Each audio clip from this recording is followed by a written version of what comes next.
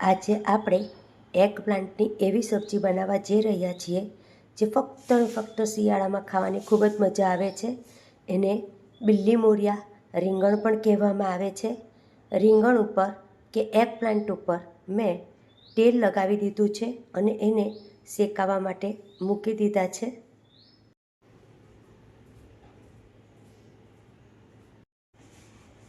તેલ લગાવી રીંગણમાં આ રીતે કાપા પાડી એને બધી બાજુથી ધીરા તાપે શેકી લેવાનું છે.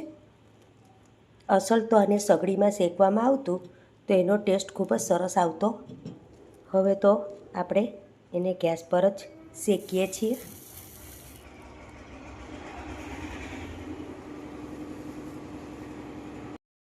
આપણું રીંગણ શેકાઈ ગયું છે.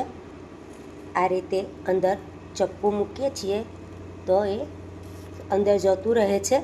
એનો મતલબ કે આપણું રીંગણ શેકાઈને રેડી થઈ ગયું છે. એ જ રીતે આપણે બીજું રીંગણ પર ધોઈને તેલ લગાવીને કાપા પાડીને રેડી રાખ્યું છે, તો તે પણ આપણે શેકી લઈશું. બંને રીંગણ શેકાઈને રેડી છે. હવે આપણે 2 કાંદા અને 2 ટામેટાં પણ આ જ રીતે ગેસ ઉપર શેકી લઈશું.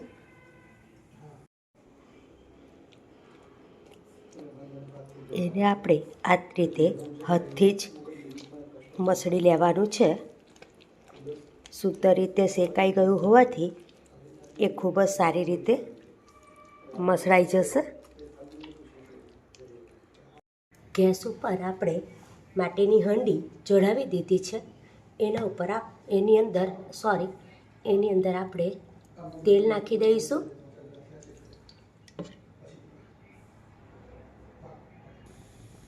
તેલ ગરમ થઈ ગયું છે. એમાં આપણે જીરું તતળી જાય એટલે હિંગ અને હળદી ઉમેરી દઈશું. એમાં આપણે શેકેલો કાંદો ઉમેરી દઈએ છીએ.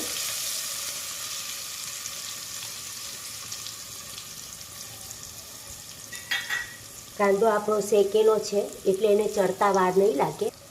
કાંદો શેકાઈ ગયો છે. હવે એમાં આપણે ટામેટું જે શેકીને 2 રાખ્યા હતા તેને રફલી ચોપ કરી લીધા છે, એ પણ ઉમેરી દઈશું.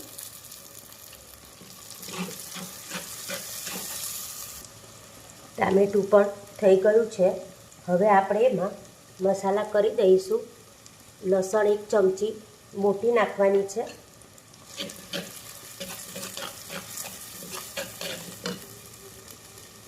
મરચાં આદુની પેસ્ટ,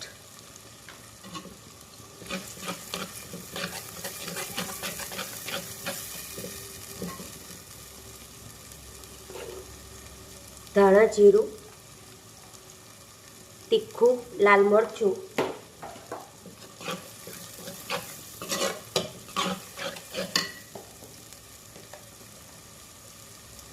કાશ્મીરી રેડ મિર્ચ પાવડર,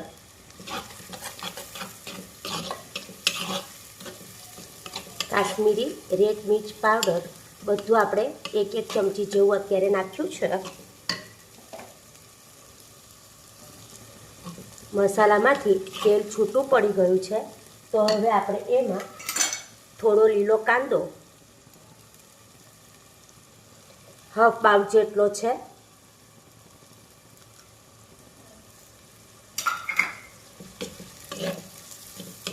એ નાખીને એને પણ સોતળી લઈશું.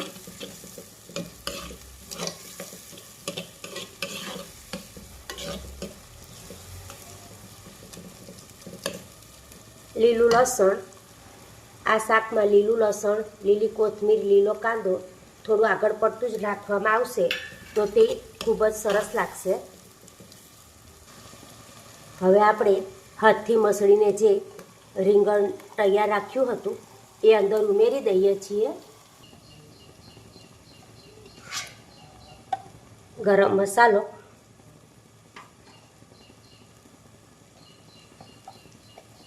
ઉમેર્યા બાદ એમાં મીઠું નાખી દેવાનું છે સ્વાદ પ્રમાણે.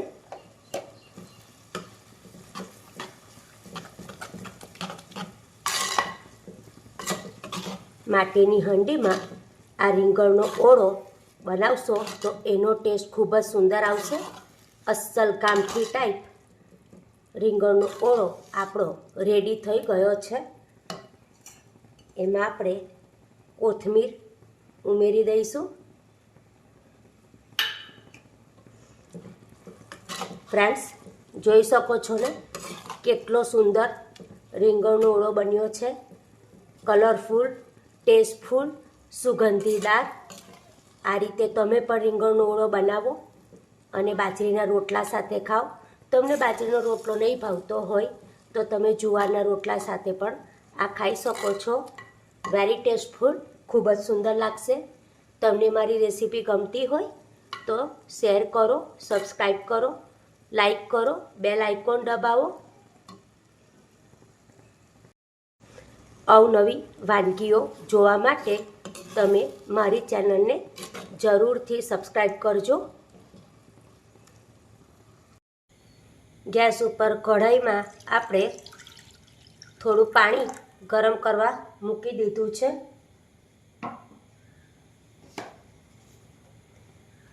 એમાં નમક અને ઘી ઉમેરી દઈશું.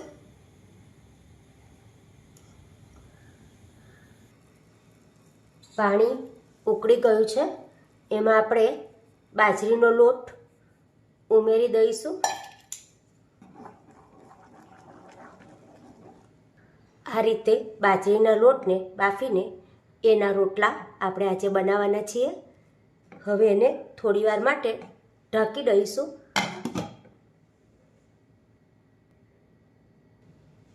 આપણો લોટ રેડી થઈ ગયો છે.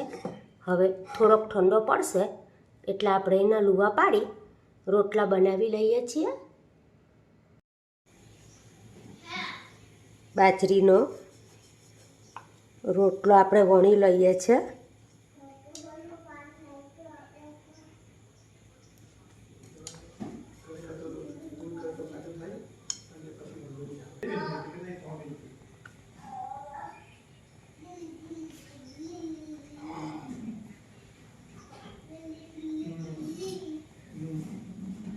બાજરીનો રોટલો આપણે શેકી લઈશું.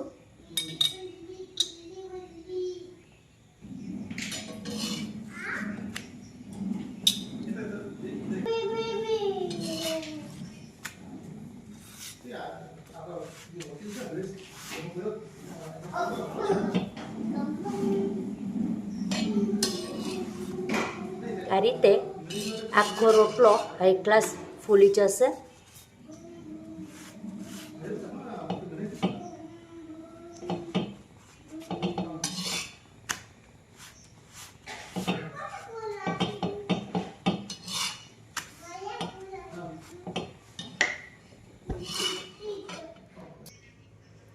રોટલા ઉપર આપણે ઘી લગાવી દઈશું. આ રોટલો ખાવાની ખૂબ જ મજા આવતી હોય છે. એકદમ સોફ્ટ અને મુલાયમ બનતા હોય છે. તો તમે પણ આ રીતે બનાવીને હરેક સબ્જી સાથે ખાઈ શકો છો. આ રીતે રીંગણનો ઓળો, કાંદા, મરચાં, ઘીમાં વઘારેલું લસણ, ધાણા લસણની ચટણી, જો સરવટે પર આપણે વાટીએ છીએ તે બાજરીનો રોટલો અને શેકેલી પાપડી સાથે કાઠિયાવાડી આ થાળી શિયાળામાં ખાવાની ખૂબ જ મજા આવતી હોય છે. તો તમે પણ આ બનાવો અને એન્જોય કરો.